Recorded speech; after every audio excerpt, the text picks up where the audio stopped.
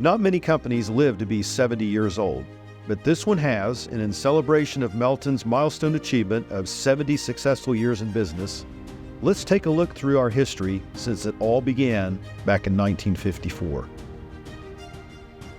In the early days, Bert and Gladys Melton established Melton Truck Lines in DeQueen, Arkansas. Melton started small with a couple of trucks and eventually expanded to 6 trucks and 23 trailers. They operated regionally, hauling mainly lumber and roofing materials. Sadly, in 1957, Bert died in a truck accident. In early 1958, William Duncan McRae purchased the company from Gladys.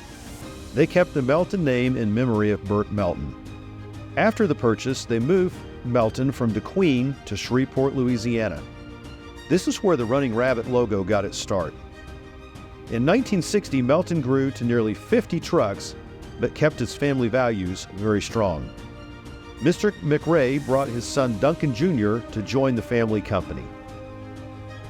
Skipping forward to 1979, Melton became the innovator in the transportation industry, placing themselves ahead of all of the competition by bringing the first computerization to Melton. 1980 brought more growth and deregulation to the trucking industry. Melton introduced box vans to the fleet and was a bonded carrier with the U.S. Customs Service. This marked the start of through trailer service to Mexico. Big changes came about in 1989 when Bob Peterson purchased the glass hauling division from CFI in Joplin and formed Glasstran, based in Tulsa. Glasstran leased 30 tractors and 36 double-drop A-frame trailers, with 6 people working in the office. In addition to the glass business, Glasstran started flatbed operations serving the U.S., Canada, and Mexico. Then in 1991, Bob purchased Melton from Duncan McRae. At the time of the sale, Melton was operating 340 trucks, 700 trailers, and 12 terminals across the United States.